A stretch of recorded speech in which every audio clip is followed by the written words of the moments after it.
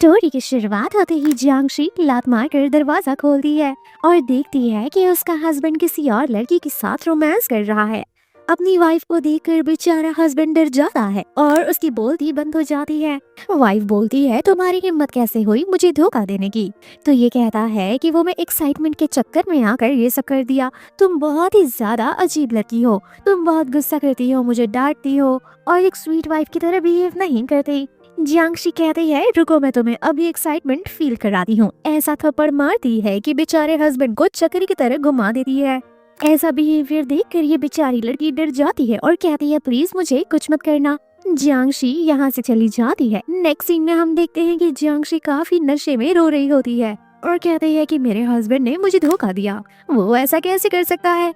तुम्हें क्या लगता है, क्या मैं तुमसे बेटर हस्बैंड नहीं ढूंढ सकती? नशे की हालत में अचानक से ये एक कमरे में आ जाती है। एक बंदा इसके गले पे चाकू रखकर कहता है कि निकल जाओ यहाँ से अगर मरना नहीं चाहती तो। और यहाँ एक हैंडसम से लड़के को लोगों ने रस्सी में बांध कर रखा हुआ होता है। जियांगशी इन लोगों को लात मार के यहाँ से निकाल देती है और कहती है, गलती से भी मुझे धमकी देने की कोशिश मत करना। अंदर आकर पहले वो इस बंदे की रस्सी खोलती है तो ये हैंडसम सा लड़का हमारी कहानी का हीरो है, मिस्टर पेयुन चन। पेयुन चन अपनी हेल्प करवाने के लिए इसे थैंक यू कहता है। जियांगशी कहती है, नहीं नहीं, तुम तो बहुत ही हैंडसम हो, और कहती है कि अगर मैं आज तुम्हारी जान नहीं बचाने आती तो शायद तुम मर चुके होते। और किस तरह से तुम मुझे थैंक यू कहोगे? मिस्टर पेयुन चन कहते हैं, थैंक यू बोलने के लिए मैं क्या करूं?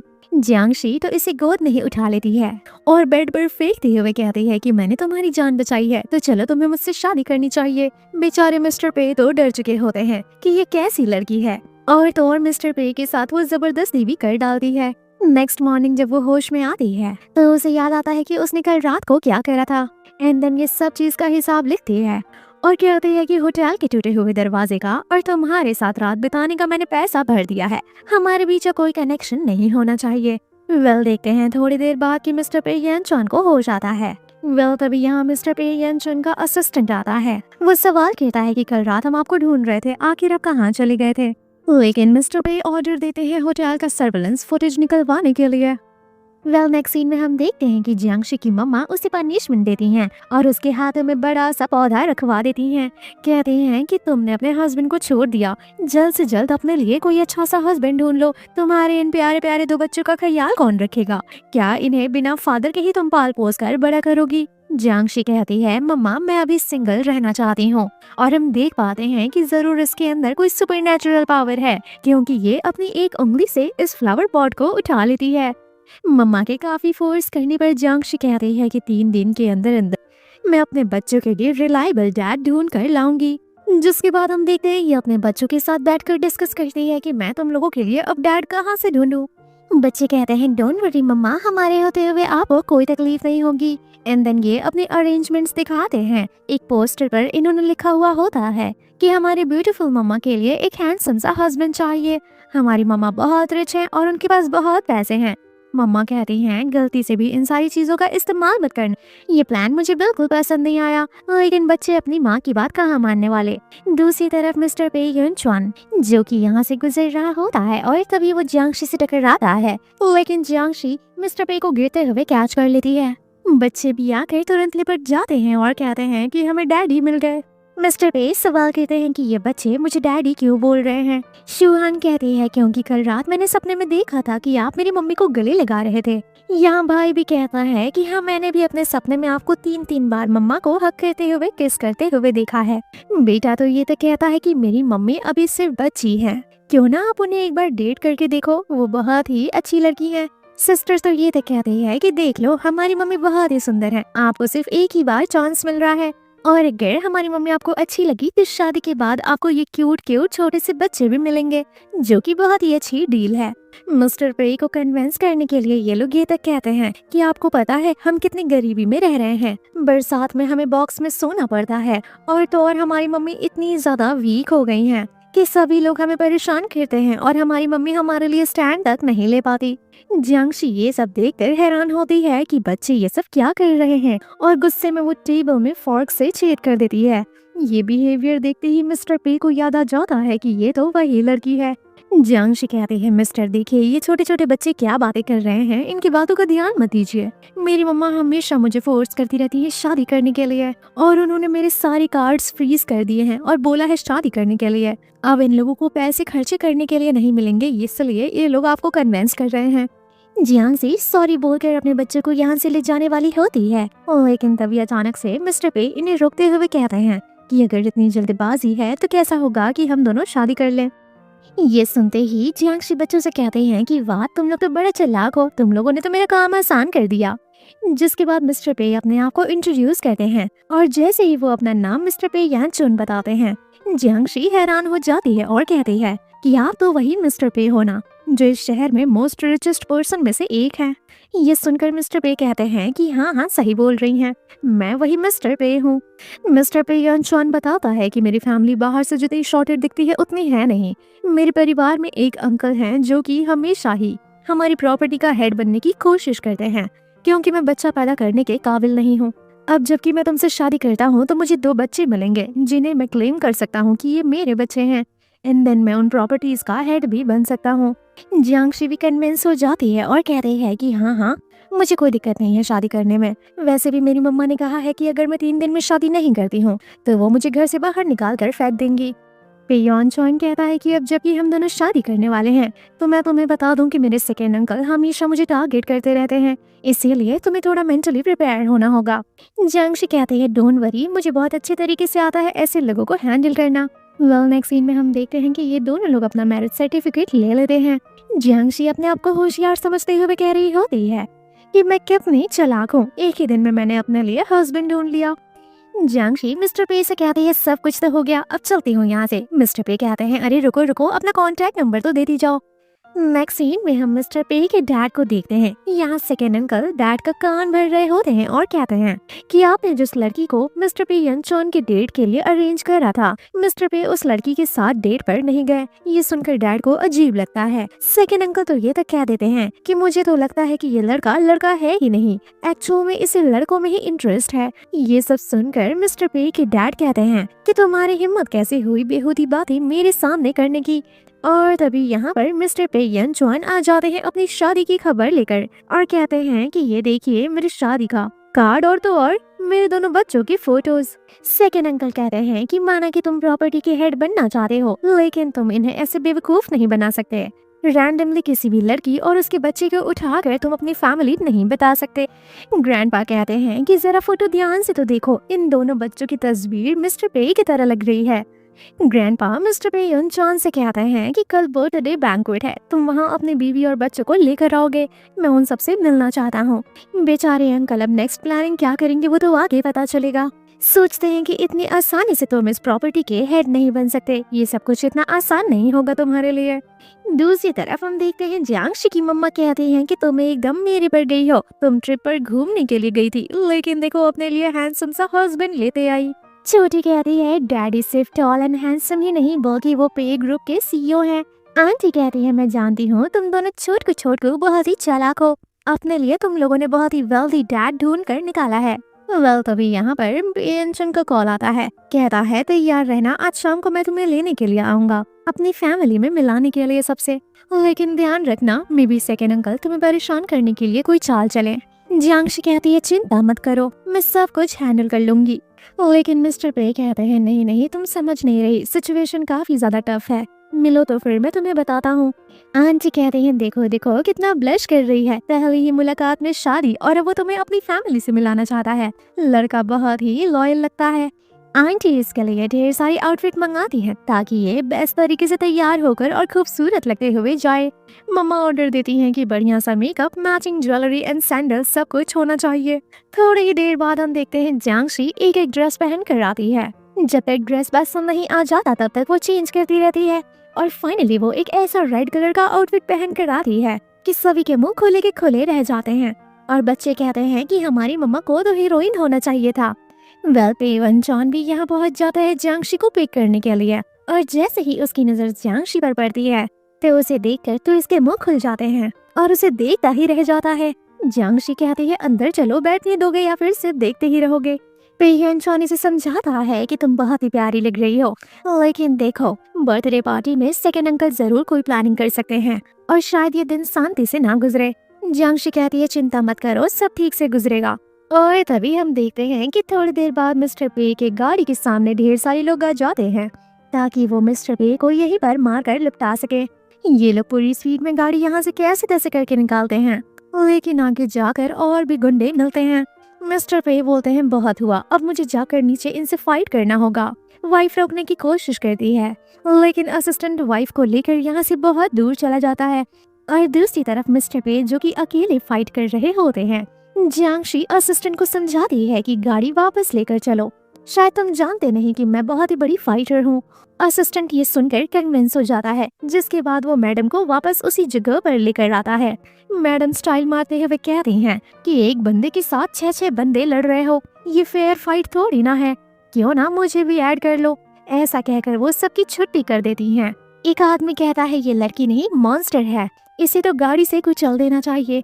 एंड देन वो गाड़ी स्पीड में भगाते हुए लाता है जियांगशी को मारने के लिए, लेकिन पूरी ताकत लगाकर जियांगशी इस गाड़ी को रोक देती है। और ऐसा देखकर तो सुपर हीरोइन वाली फीलिंग आती है। ये सब देखकर ये सारे गुंडे काफी ज्यादा डर जाते हैं।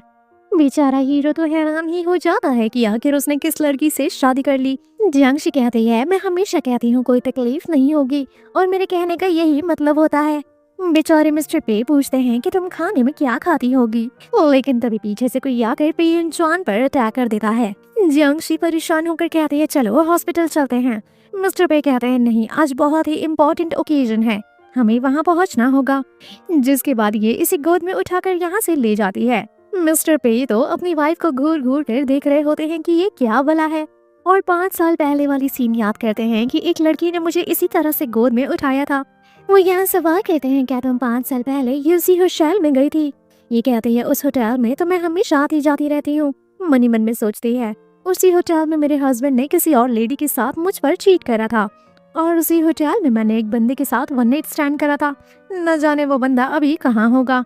मिस्टर पे तो मनी मन में सोच रहे होते हैं कि अगर ये नहीं तो वो लड़की कौन हो सकती है, मुझे पता करना होगा। मिस्टर पे कहते हैं कि मेरे सेकंड अंकल तुम्हारे बारे में जानकर हैरान हो जाएंगे, मैं एक्साइटेड हूँ उनका रिएक्शन देखने के लिए।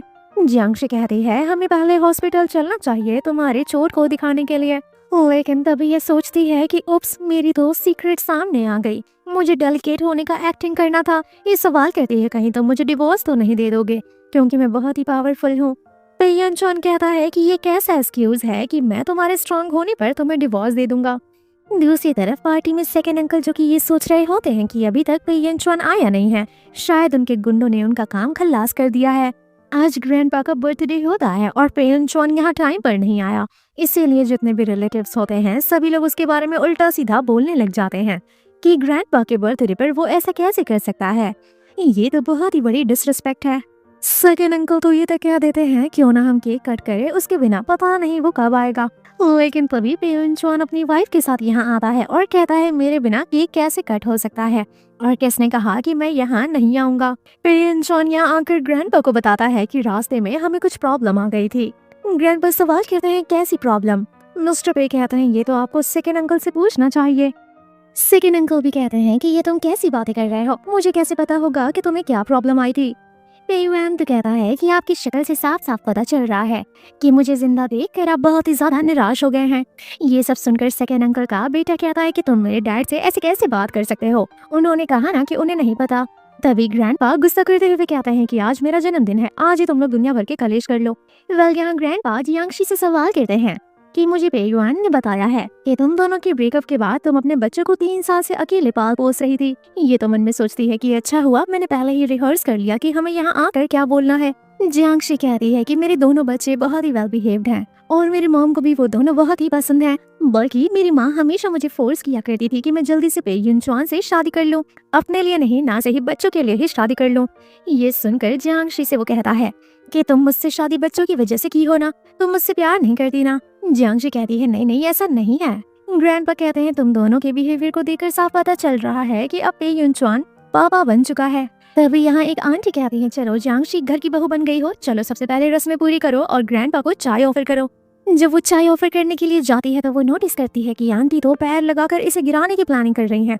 लेकिन ये आंटी के पैर पे इतनी बुरी तरह से चढ़ जाती है कि आंटी जोर जोर से चिल्लाने लगती हैं और नाटक करते हुए जियांशी कहती है कि मुझे माफ कर दीजिएगा, आपका पैर इतनी दूर तक आया हुआ था कि मैं देखी ही नहीं। ग्रैंडपा चाय पीते हुए कहते हैं कि हमने सोचा भी नहीं था कि पे युन चॉन इस तरह से हमें बहू और बेटा बेटी देगा। अब जबकि तुम आ गई हो तो तुम्हें ये सब कुछ संभालना है। पे युन चॉन बहुत ही छोटा था जब उसके पेरेंट्स दुनिया छोड़कर जा चुके थे। वह ग्रैंडपा यहाँ बटलर से कंगन मंगाते हैं और कहते हैं ग्रैंडपा की तरफ से ये तुम्हारे लिए तोहफा है। वेल अब सभी लोग बैठते हैं और एक एक करके अपना अपना बर्थडे गिफ्ट लाते हैं। सबसे पहले सेकेंड अंकल का बेटा जो कि इनके लिए बहुत ही इम्पोर्टेंट जड़ी बूटी लाता है। ग्रैंडपा कहते हैं ये आइटम तो बहुत ही रेयर है, ये जल्दी मिलता नहीं है। तभी यहाँ आंटी आती है और कहती है मुझे पता है आपको चाय बहुत पसंद है, इसीलिए मैं आपके लिए इम्पोर्टेड चाय पत्ती लाई हूँ। सभी लोग पूछते हैं कि पे युन चॉन तुम ग्रैंडपा के लिए क्या लाए हो। सेकेंड अंकल का बेटा कहता है कि ये तो मिस्टर पे कंपनी का सीईओ है, बहुत ही बिजी होगा तो गिफ्ट खरीदने का टाइम कहाँ मिला होगा। लेकिन पे युन चॉन ग्रैंडपा के लिए तोहफा लाता है जो कि वाइट जेड फुशू पेंडेंट होता है। इन्होंने ये पेंडेंट स्पेशली मास्टर बाइसन से बनवाया है। और ऐसा सुनते ही ग्रैंडपा हैरान होते हैं और कहते हैं क्या मास्टर बाइसन से, और वो काफी खुश होते हैं अपने इस तोहफे से। सेकेंड अंकल का बेटा कहता है इतना रिच होने के बावजूद भी सिर्फ 100 मिलियन का तोहफा।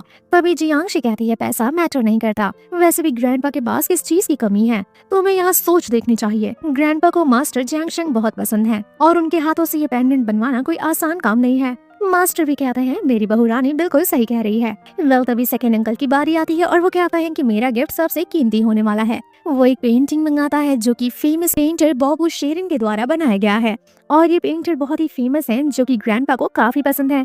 ये नाम सुनते ही जियांशी सोचती है ये तो मेरी मम्मा का नाम है। जब भी वो पेंटिंग किया करती हैं तो वो इसी नाम का इस्तेमाल करती हैं। दूसरी तरफ हम दोनों बच्चों को देखते हैं जो कि ये सोच रहे होते हैं कि मम्मा वहाँ अकेले क्या कर रही होंगी। भाई कहता है कि अगर इतना ही जानने का शौक है तो चलो ग्रैंडपा के घर का सर्वेलेंस फुटेज हैक कर लेते हैं।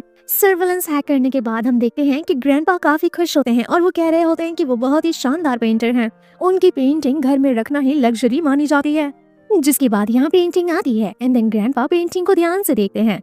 वो पेंटिंग की वजह से काफी ज्यादा खुश होते हैं। सेकेंड अंकल की वाइफ खड़ी होकर कहती है कि ये पेंटिंग ढूंढना इतना आसान नहीं था, घर से ज्यादा तो ये ऑक्शन में दिखाई देते थे और इन्होंने इस पेंटिंग के लिए मुंह मोली रकम भी दिया है। ग्रैंडपा कहते हैं थैंक यू बेटा मेरे लिए इतना हार्ड वर्क करने के लिए। सेकेंड अंकल कहते हैं कि अगर आपको पसंद आया तो फिर काहे की हार्ड वर्क। लेकिन तभी हम देखते हैं जियांशी खड़ी होकर कहती है ये पेंटिंग तो फेक है और ऐसा सुनकर सभी लोग शॉक्ड हो जाते हैं। सभी लोग इसे बोलने लग जाते हैं कि तुम्हारी हिम्मत कैसे हुई ऐसा बोलने की, माना कि तुम्हारे हस्बैंड ने छोटा मोटा तोहफा लाया, लेकिन मेरे हस्बैंड ने बहुत ही मेहनत करके ये तोहफा लाया है, तुम ऐसे फेक एलिगेशन नहीं लगा सकती। सेकेंड अंकल कहते हैं कि आज ग्रैंडपा का बर्थडे है और इस तरह की बातें करके तुम हमारी बेइज्जती कर रही हो। ग्रैंडपा जियांगशी से सवाल कहते हैं कि बेटा तुम्हें इस पेंटिंग में ऐसा क्या समझ में आया कि तुम इसे फेक कह रही हो। ये मनी मन में सोचती है मुझे पेंटिंग के बारे में तो कुछ पता नहीं, लेकिन मैं जानती हूँ कि इसके पीछे मेरी मम्मा का हाथ है। सेकेंड अंकल कहते हैं कि ये कैसी वाइफ घर लेकर आए हो, तुम्हारी इज्जत रखने के लिए किसी के भी खिलाफ जा सकती है क्या ये। मिस्टर पे उसे शांत होने के लिए कहते हैं लेकिन जियांशी कहती है कि मैं कोई फर्स्ट क्रिएट नहीं कर रही। तभी ग्रैंडपा कहते हैं कि मैंने उनकी पेंटिंग्स बहुत देखी है, मैंने उनके ब्रश को स्टडी करा है, मेरे हिसाब से ये उनकी ही पेंटिंग है, तो फिर तुम इसे फेक कैसे कह सकती हो। तभी दूसरी तरफ बच्चे कहते हैं वो पेंटिंग तो सच में फेक है क्योंकि रियल पेंटिंग हमारे घर में टंगी हुई है। दूसरी तरफ यहाँ पर सभी लोग क्लेम लगा रहे होते हैं कि तुम्हें बहुत ही ज्यादा जेलसी हो रही है क्योंकि हम इतनी महंगा तोहफा दे रहे हैं, इसीलिए तुम हमारी इंसल्ट करने की कोशिश कर रही हो। लेकिन तभी जियांशी कहती है कि ये पेंटिंग फेक है क्योंकि जो असली पेंटिंग है वो तो मेरे घर पे है।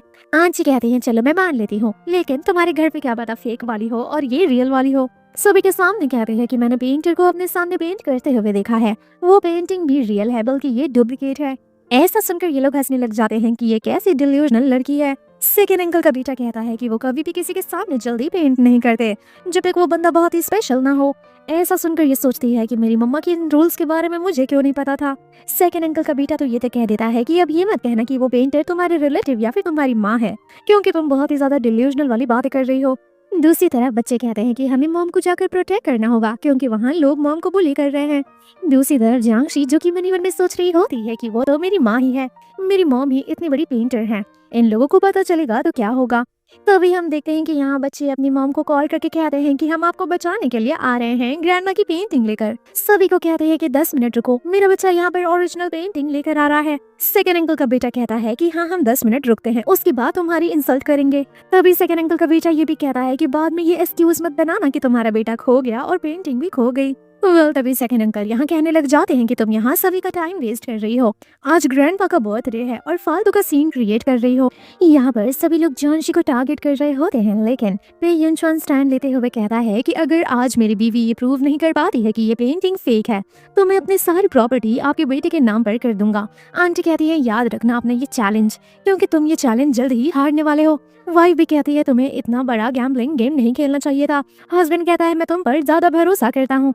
यहाँ सभी लोग कहते हैं कि आज तुम सब कुछ हारने के लिए तैयार हो, बाद में रिग्रेट मत करना। और तभी यहाँ पर बच्चे आते हैं ये कहते हुए कि मेरे डैड को कोई रिग्रेट नहीं होगा। डॉटर अपने डैड से सवाल करती है क्या हम लोग टाइम पर आए, तो डैड कहते हैं हाँ हाँ तुम लोग बिल्कुल टाइम पर आए हो, तुमने अपने डैड का पैसा नुकसान होने से बचा लिया। सेकंड अंकल का बेटा कहता है पेंटिंग आने से मतलब नहीं है, रियल पेंटिंग आनी चाहिए। ये कैसे पता चलेगा कि रियल पेंटिंग कौन है? तभी बच्चे पेंटिंग खोल कर दिखाते हैं और तभी ग्रैंडपा पेंटिंग को बहुत ही ध्यान से देखते हैं और वो हैरान हो जाते हैं कि ये तो रियल पेंटिंग है। जब वो सभी से कहते हैं कि ये रियल पेंटिंग है तो सेकंड अंकल का बेटा कहता है कि आप ये कैसे कह सकते हो? ग्रैंडपा कहते हैं तुम्हारे डैड ने जो पेंटिंग दी है उसके कंपैरिजन यही पेंटिंग रियल है। सेकंड अंकल का बेटा तो ये तक कह देता है कि जरूर आप प्रॉपर्टी बचाने के चक्कर में ऐसा कह रहे हैं ताकि आपके बेटे मिस्टर पे को ये प्रॉपर्टी हमें ना देनी पड़े। ये सुनकर ग्रैंडपा कहते हैं कि क्या तुमने अपने बेटे को यही तहजीब सिखाई है? जिसके बाद सेकंड अंकल सॉरी कहते हुए अपने बेटे और बीवी को यहाँ से ले जाते हैं। इनके जाने के बाद ग्रैंडपा अपने दोनों छोटे छोटे बच्चों को देखकर काफी खुश होते हैं और कहते हैं इतने साल से तो इन दोनों शैतानों को अकेले पालती आई थी, तुम्हारे लिए बहुत ही ज्यादा टफ होगा ना। यहाँ ग्रैंडपा कहते हैं कि हमारा एक और विला है, तुम अपने बच्चों और हस्बैंड के साथ उस विला में शिफ्ट हो जाओ। ये सुनकर हैरान होती है क्या मुझे अपने हस्बैंड के साथ रहना होगा? ग्रैंडपा भी कहते हैं कि अब तुम दोनों की शादी हो चुकी है, तो साथ नहीं रहोगे तो क्या अलग अलग रहोगे? नेक्स्ट सीन में दोनों बच्चे उस विला में आते हैं और कहते हैं कि ये विला कितना ज्यादा बड़ा है, हमारे ग्रैंडपा बहुत ही अच्छे हैं, उन्होंने हमें इतना बड़ा विला दिया रहने के लिए। हस्बैंड कहता है कि इस विला में सब कुछ है, जिस चीज की भी जरूरत हो तुम सिर्फ मुझसे पूछ लेना। तभी यहाँ जियांगशी कहती है कि तुम्हारी पीठ पे चोट लगी थी ना और अभी तक तुमने उस पर दवा नहीं लगाई। कहता है कोई नहीं मैं लगा लूंगा अंदर जाके। जियांगशी कहती है कि पीठ पर कैसे दवा लगाओगे, चलो मैं लगा देती हूँ। जब वो आती है तो उसे शर्ट उतारता हुआ देखकर ब्लश करने लग जाती है। जब ये दवा लगाने जाती है तो कहती है तुम्हारे पीठ पे इतने सारे चोट के निशान क्यों हैं? ये बताता है जब से इसके माँ बाप गुजरे हैं तब से लेकर आज तक मैंने बहुत ही खतरों का सामना करा है, बहुत लोग मेरे जान के पीछे पड़े हैं। ये सवाल कहती है क्या ग्रैंडपा तुम्हारी सेफ्टी का ख्याल नहीं रखते? मिस्टर पे कहते हैं कि वो ऑलरेडी बहुत ही ज्यादा बिजी रहते हैं क्योंकि वो पे फैमिली के हेड हैं। जब ये अपने हस्बैंड को दवा लगा रही होती है तो यहाँ बच्चे आ जाते हैं और हंसी मजाक करने लग जाते हैं कि रोमांटिक के ड्रामा में हमेशा ऐसा ही होता है। ऐसे ही करके हीरो हीरोइन एक दूसरे के करीब आते हैं। डैडी कहता है कि हाँ हाँ मैं भी कोशिश कर ही रहा हूँ। तभी ये पीछे से मारते हुए कहती है कि क्या कोशिश कर रहे हो?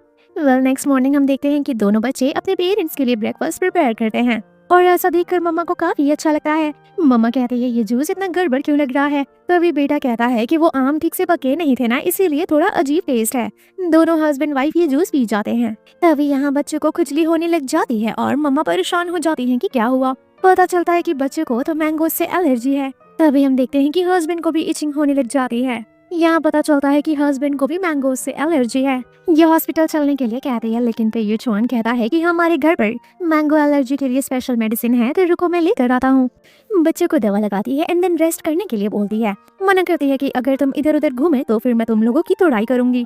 ये दोनों लोग आपस में बैठकर डिस्कस कर रहे होते हैं और पेजांच कह रहा होता है कि उन दोनों की एलर्जी काफी सीरियस लग रही है।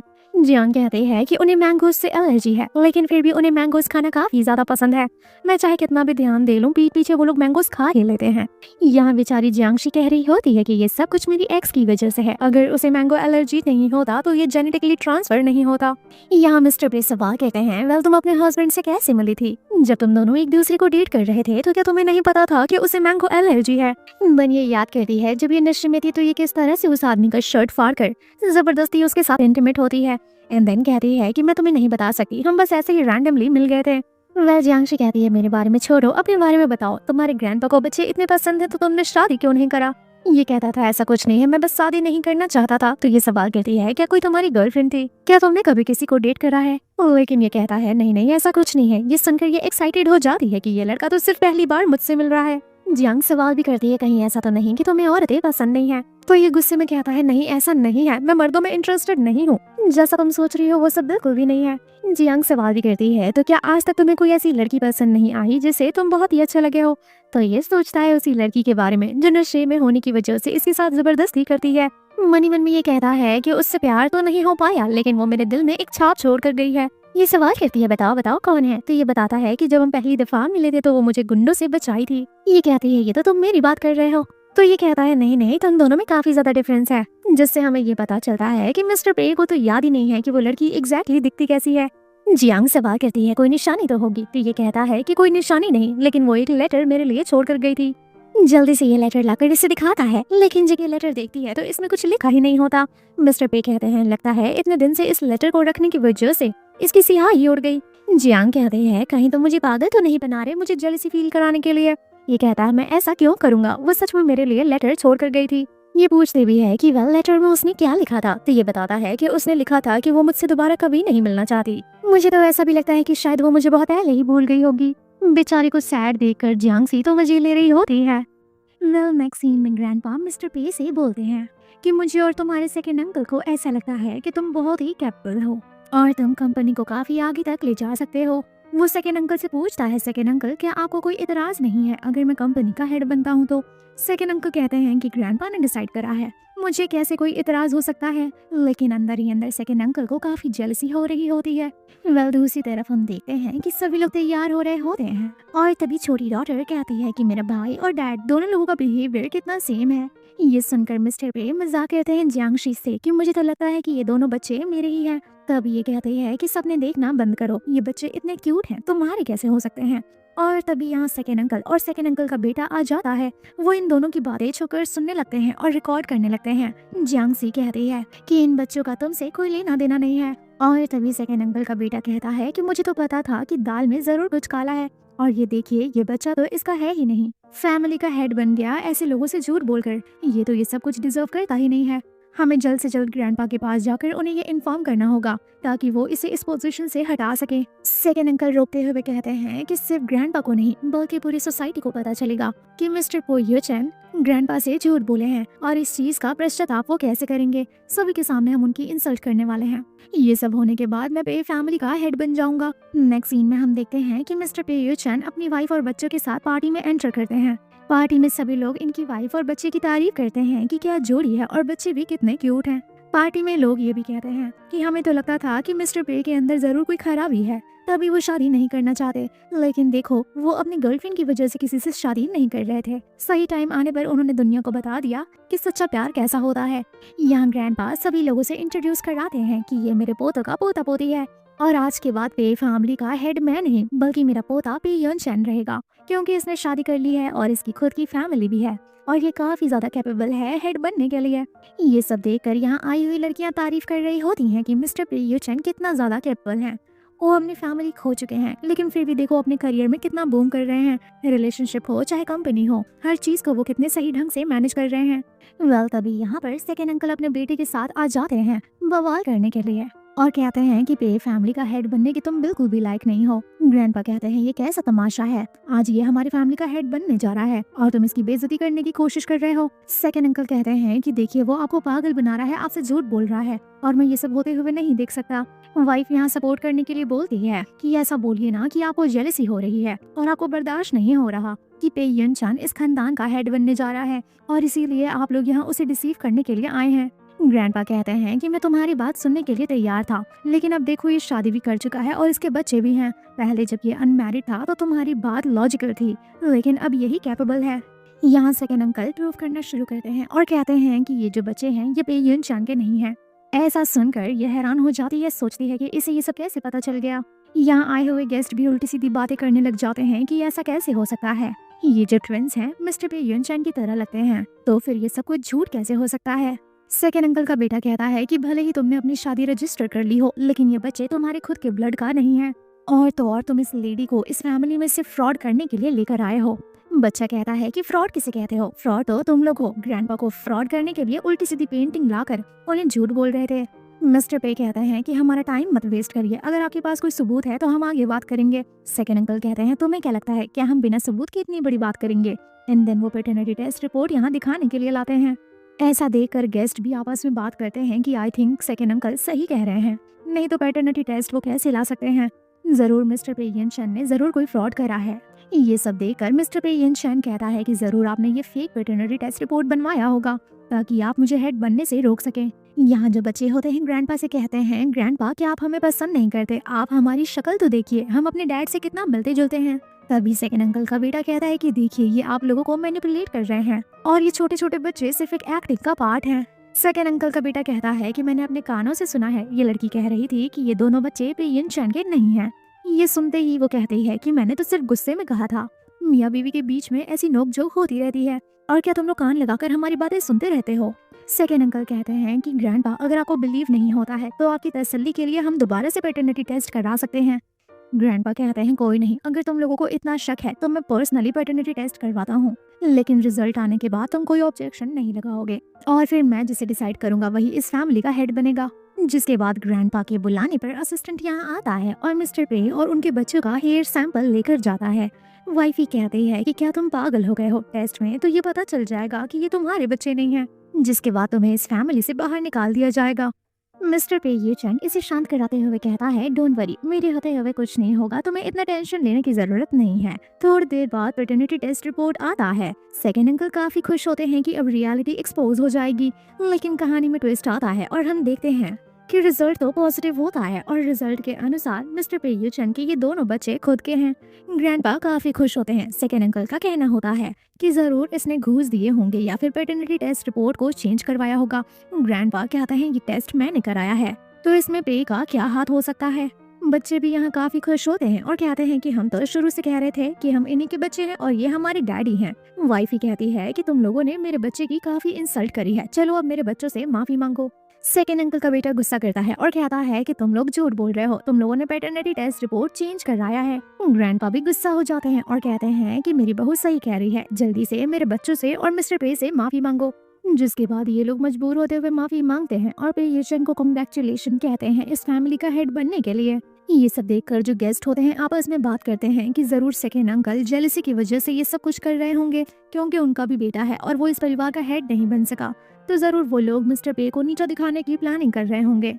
वेल नेक्स्ट सीन में हम देखते हैं कि ग्रैंडपा सभी से माफी मांगते हैं कि फैमिली में ऐसी छोटी मोटी नोकझोंक होती रहती है, लेकिन आज के बाद हमारे खानदान का हेड मिस्टर पे ये चन है। ये सुनकर सभी लोग तालियां बजाते हैं। ये सब देखकर सेकंड अंकल का जो बेटा होता है उसे काफी जेलसी हो रही होती है, लेकिन सेकंड अंकल इतना आसानी से हार मानने वालों में से नहीं है, जरूर अभी अभी उनकी कोई क्लेवर प्लानिंग चल रही होगी।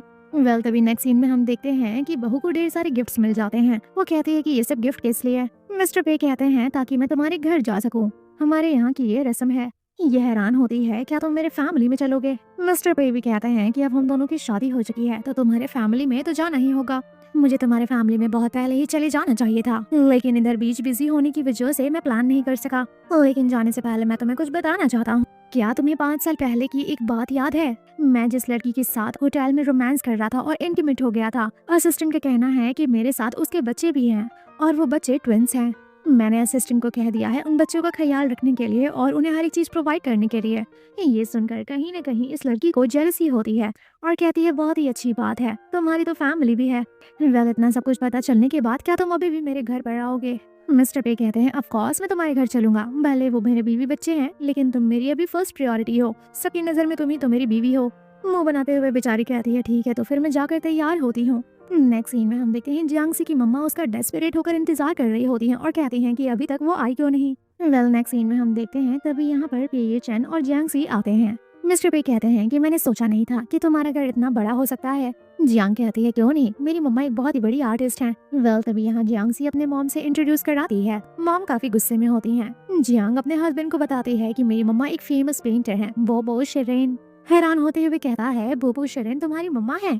तभी तुम उस फंक्शन में पेंटिंग पहचान गई थी और तभी कह रही थी कि वो पेंटिंग फेक है। मम्मा काफी गुस्से में होती हैं, लेकिन पे अचानक से इनको माँ कह देता है। ये सुनकर आंटी के इमोशंस जाग जाते हैं और वो कहती हैं कि देखा, सुना तुमने, उसने मुझे माँ कहा। वो तुरंत अपने दामाद के साइड हो जाती हैं और उनका वेलकम करती हैं। मॉम काफी एक्साइटेड होती हैं, इसीलिए वो कहते हैं कि ये हमारी फर्स्ट मीटिंग है, मुझे कोई आइडिया नहीं है कि तुम्हें क्या देना चाहिए, लेकिन ये हमारा खानदानी जेड है जो कि मैं तुम्हें देती हूँ। मिस्टर पे कहते हैं, नहीं नहीं, मैं ये नहीं ले सकता, वैसे भी ये जेड ब्रेसलेट है, मैं कहाँ पहनूंगा इसे। जियांग अपनी मम्मा को रोकते हुए कहती है, मॉम ये सब करने की कोई जरूरत नहीं है, कल को अगर हमारा डिवोर्स हो गया तो ये इम्पोर्टेंट चीज तो उसी के पास रह जाएगी। यहाँ छुटकी कहती है कि मॉम आपकी पेंटिंग बहुत ही अच्छी होती है, क्यों ना आप डैडी को अपनी पेंटिंग्स गिफ्ट करें।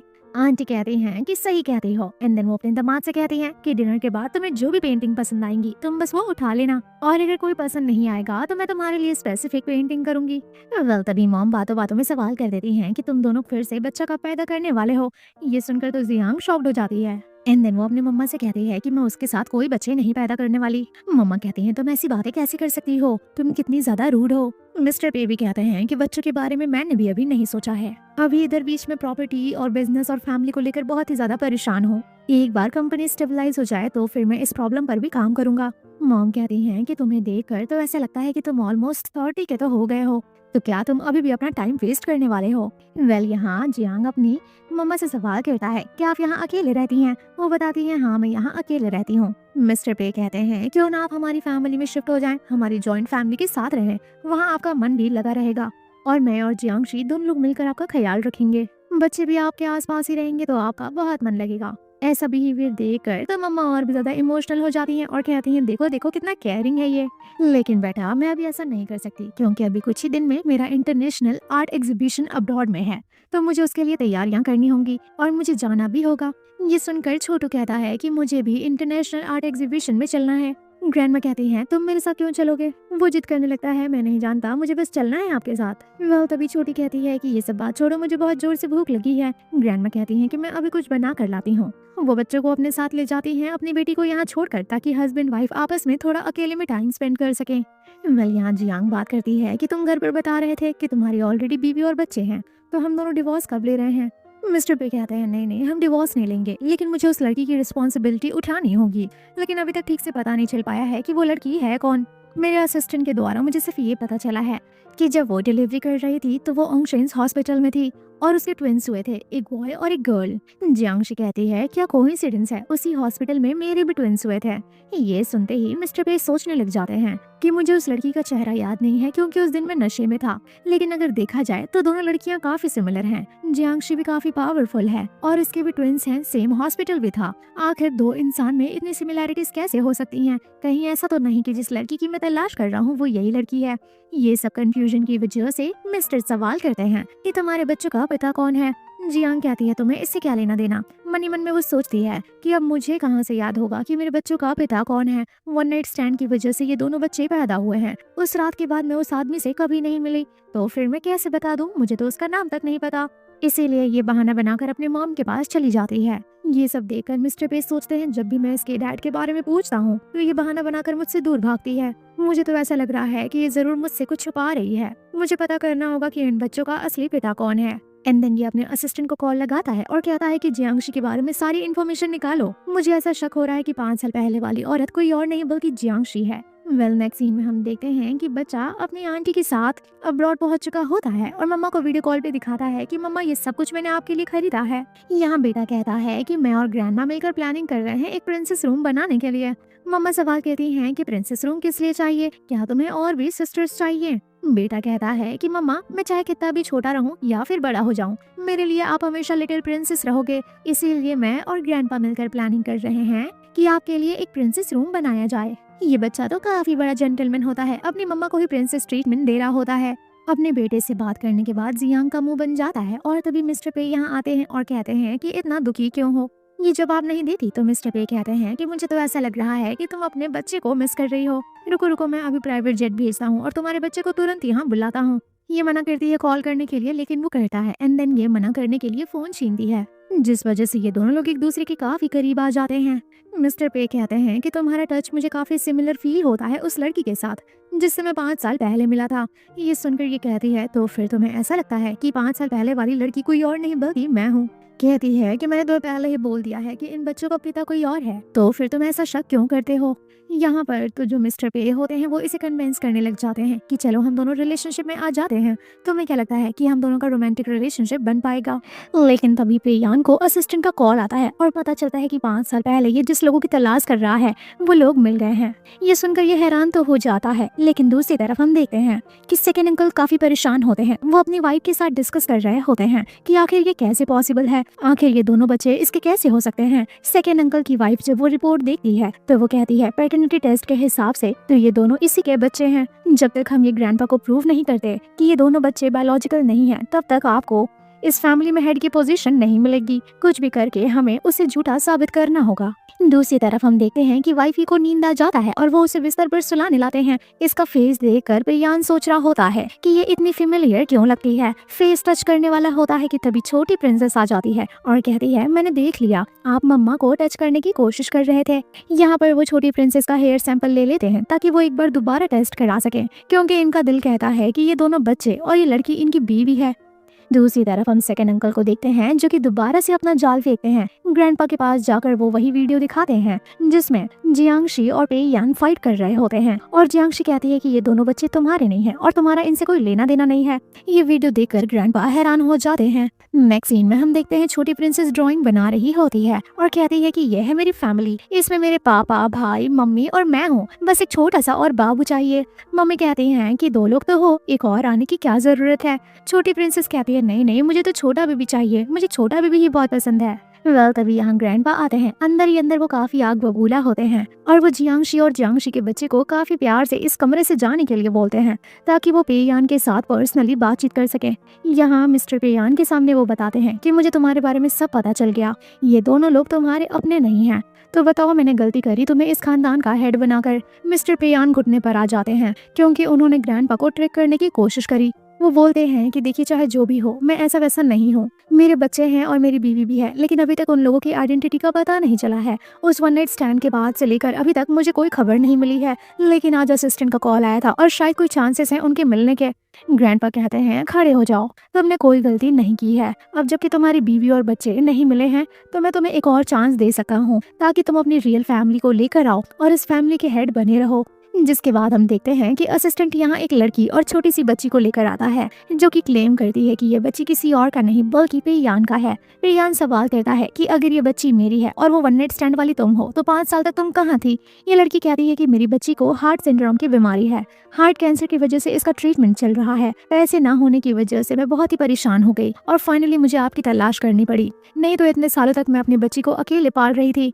मिस्टर पेयान को ट्रस्ट नहीं होता और वो कहते हैं मनी मन में कि मुझे ऐसा क्यों लग रहा है कि ये लोग झूठ कह रहे हैं। वो याद करते हैं कि मेरी वाली की काफी ज्यादा अच्छी स्ट्रेंथ है, मुझे इसकी स्ट्रेंथ की टेस्ट लेनी चाहिए। एंड देन ये इसे ढेर सारी बोरी उठाने के लिए कहते हैं जो कि ये लड़की इजीली कर लेती है। जिसके बाद थोड़ा सा तो ये प्रूफ हो जाता है कि ये वही वाली लड़की है जिस लड़की की तलाश की जा रही है। ग्रैंडपा तो काफी खुश हो जाते हैं ये सोचकर कि रियल फैमिली मिल गई, इसीलिए ये इन सब का वेलकम करते हैं। यहाँ असिस्टेंट तुरंत पैटर्निटी टेस्ट भी लाता है जिससे ये पता चल जाता है कि ये बच्ची किसी और की नहीं बल्कि मिस्टर पेयान के है। ये सब देखकर तो मिस्टर पेयान हैरान ही हो जाते हैं। मिस्टर पे सवाल करते हैं कि मेरा एक और बच्चा था, वो कहाँ है। तो ये बहाना बनाती है कि वो बच्चा डैड के साथ अभी आउट ऑफ कंट्री है। तभी अंदर जियांगशी और जियांगशी की बच्ची आती है। जियांगशी की बच्ची काफी इनोसेंटली सवाल करती है, क्या आप लोगों की बातचीत खत्म हो गई और इतने सारे लोग यहाँ क्या कर रहे हैं। लेकिन फिर ग्रैंडपा काफी अजीब बिहेव करते हुए कहते हैं कि मिलो ये आंटी से जो कि फ्यूचर वाइफ होने वाली हैं, और तो और मिलो इन बच्ची से जो कि बायोलॉजिकल डॉटर है मिस्टर पेयान की। बेचारी बच्ची को मनी मन में ये काफी बुरा लगता है क्योंकि वो पेयान को अपना डैड समझती है और ग्रैंडपा जब उसे रियल बायोलॉजिकल डॉटर कहते हैं तो इसे काफी बुरा लगता है और ये सोचती है शायद मैं डैड की बेटी नहीं हूँ। यहाँ पर हम देखते हैं कि इस लड़की की जो लालची बेटी होती है वो काफी अजीब बिहेव करती है। ग्रैंडपा यहाँ पर रूम डिस्ट्रीब्यूट कर रहे होते हैं। छोटी प्रिंसेस कहती है मुझे यही वाला कमरा चाहिए क्योंकि मेरी मम्मा ने ये रूम रेनोवेट कराया है और मेरे लिए ढेर सारे टॉयज एंड टेडी बियर रखवाया है। ये सुनते ही बैड फीमेल कैरेक्टर की बेटी कहती है कि मुझे ये वाला कमरा चाहिए। छोटी प्रिंसेस कहती है लेकिन ये मेरा कमरा है और मैं इसमें सोती हूँ। काफी जिद करके वो रूम मांग लेती है और ग्रैंडपा कहते हैं कोई नहीं, मैं तुम्हें दूसरा रूम दे दूंगा। छोटी प्रिंसेस भी इतनी समझदार होती है और कहती है कोई नहीं, तुम ये रूम ले लो, मैं जब चाहूँ मैं ऐसा रूम कभी भी बना सकती हूँ। तभी हम देखते हैं बैड फीमेल कैरेक्टर की जो बेटी होती है वो लिमिट क्रॉस करके कहती है कि तुम्हारा पेंडेंट काफी खूबसूरत है, क्या ये पेंडेंट मैं ले सकती हूँ? तो वो कहती है नहीं, ये पेंडेंट मेरी नानी ने दिया है काफी प्यार से, मैं ये नहीं दे सकती। तो वो गुस्सा करती है और कहती है नहीं नहीं, मुझे ये पेंडेंट चाहिए। जिसके बाद ग्रैंडपा और ग्रैंडपा के साथ साथ मिस्टर पेयान भी कहता है कि छोटी लिटिल प्रिंसेस चलो तुम ये पेंडेंट दे दो, हम तुम्हें नया पेंडेंट ला कर दे देंगे। बेचारी मजबूर होकर ये पेंडेंट उतारने वाली होती है, लेकिन पीछे से जियांगशी आकर कहती है कि ये पेंडेंट ऐसा वैसा नहीं, बहुत ही महंगा पेंडेंट है और ये पूरे वर्ल्ड में एक सिंगल पीस है जो कि मेरी मम्मा ने 2 बनवाया है भाई बहन के लिए, और मैं ये किसी को भी ऐसे ही नहीं दे सकती। ये बिहेवियर देखकर बैड फीमेल कैरेक्टर कहती है कि हम लोग बहुत ही गरीब हैं, मेरी बेटी ये सब कुछ देखकर काफी एक्साइटेड हो रही है, मुझे माफ कर दीजिएगा मेरी बेटी के इस बिहेवियर के लिए।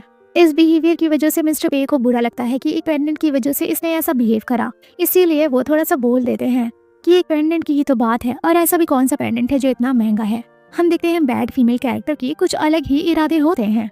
इन लोगों के जाने के बाद जो ग्रैंडपा होते हैं वो जियांगशी को समझाते हैं और कहते हैं कि माफ कर देना, बहुत सालों बाद उसे अपने रियल बीवी बच्चे मिले हैं तो इसीलिए वो तुम लोगों के साथ मिसबिहेव कर रहा है। छोटी लिटिल प्रिंसेस कहती है कोई बात नहीं, अगर ऐसा है तो हम कुछ ही दिनों में इस घर से चले जाएंगे, वैसे भी हम लोगों का घर किसी हवेली से कम नहीं है। ऐसा कहकर ये यहाँ से चली जाती है।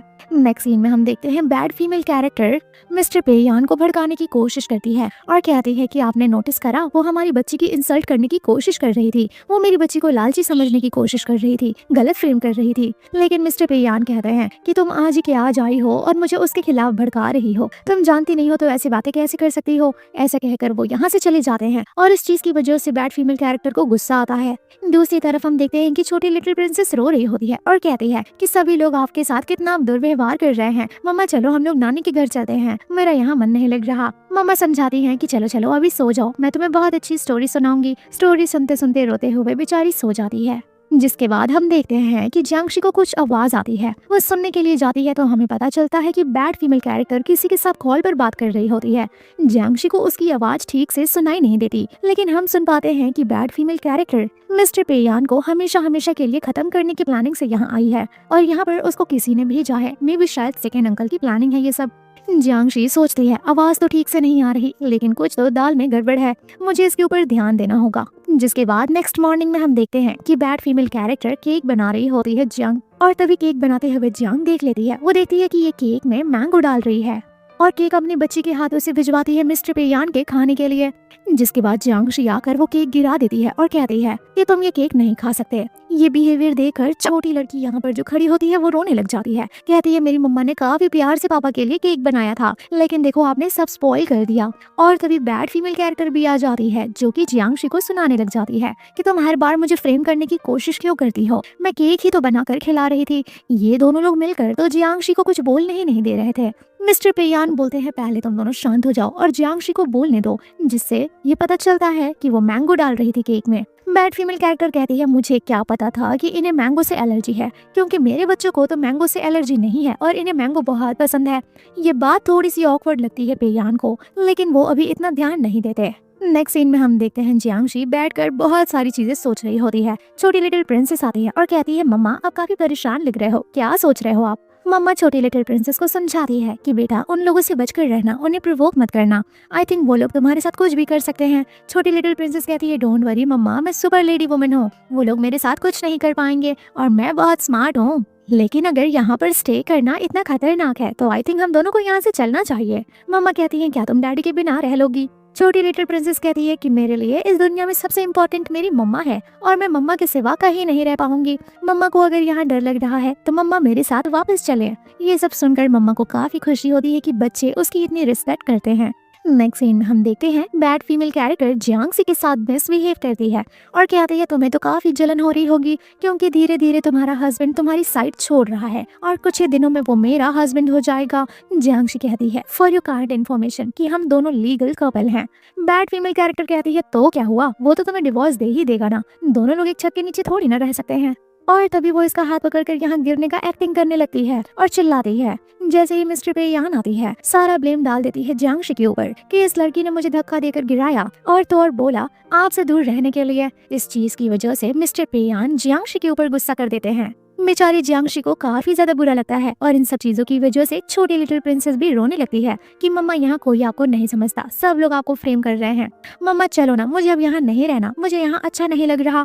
जिसके बाद ये डिवोर्स लेटर रखकर यहाँ से हमेशा के लिए चली जाती है अपने मम्मा के घर। जिसके बाद हम देखते हैं कि मिस्टर पेयान को पता चलता है कि वो घर छोड़कर जा चुकी है और तभी यहाँ ग्रैंडपा भी आते हैं। यहाँ एक वीडियो के थ्रू पता चलता है कि बैड फीमेल कैरेक्टर जियांशी को फ्रेम करने की कोशिश कर रही थी और वो खुद पर खुद गिरकर जियांशी के ऊपर ब्लेम डालती है। मिस्टर पेयान कहते हैं कि ये लड़की कोई नॉर्मल लड़की नहीं है, पहले मुझे जाकर अपनी बीवी को मनाना होगा, फिर मैं बाद में इसको फेस करूंगा।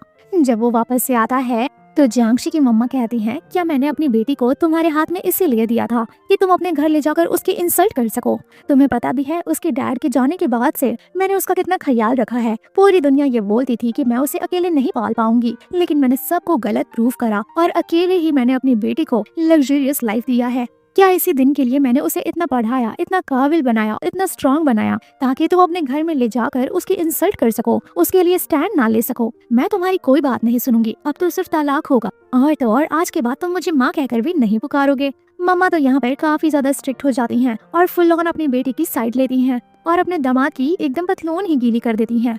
दूसरी तरफ हम बैड फीमेल कैरेक्टर को देखते हैं। ये किसी के साथ मिलकर प्लान कर रही होती है पे युन चॉन को मारने की और कहती है मैंने उसके लिए चाय बना कर रखा है, जैसे ही वो आकर ये चाय पिएगा हमेशा के लिए उसका गेम ओवर हो जाएगा। लेकिन तभी हम देखते हैं कि मिस्टर पेयान असिस्टेंट के साथ यहाँ आ जाते हैं और इसे रंगे हाथों पकड़ लेते हैं। मिस्टर पेयान कहते हैं जल्दी से सच को बोलो, नहीं तो मैं तुम्हें जेल के हवाले कर दूंगा। जिसके बाद ये बताती है कि सेकेंड अंकल की वजह से ये सब कुछ कर रही थी। सेकेंड अंकल ने इसकी मॉम को हिरासत में लिया है, यानी कि किडनैप किया हुआ है और इसे ब्लैकमेल करा के ये सब करवाया जा रहा है। सारा सच सामने आ जाता है और इन लोगों को जेल हो जाती है। सारा मामला शॉर्ट आउट करने के बाद मिस्टर पेयान वापस से अपने ससुराल आते हैं और अपनी वाइफ और अपने सास को मनाने की कोशिश करते हैं। मम्मा तो साफ साफ कहती हैं निकल जाओ यहाँ से, अब सिर्फ तलाक होगा। लेकिन बेटी कहती है मम्मा थोड़ा साइड में जाओ, मुझे इससे कुछ पर्सनली बात करनी है। मम्मा के जाने के बाद ये कहती है कि तुमने तो उस पर ट्रस्ट किया, मेरी कोई बात ही नहीं सुनी तुमने। ये काफी नाराजगी दिखाती है और कहती है पहले घुटनों पर से उठो, नहीं तो तुम्हारे घुटने दुखने लगेंगे। मनाने के लिए ये कुकिंग भी करता है और कहता है जब तक माफ नहीं करोगी मैं तुम्हारे घर में नौकर बन कर रहूंगा और माफ तो करना ही पड़ेगा, नहीं तो मैं झाड़ू पोछा बर्तन इवन टॉयलेट तक साफ करने लगूंगा।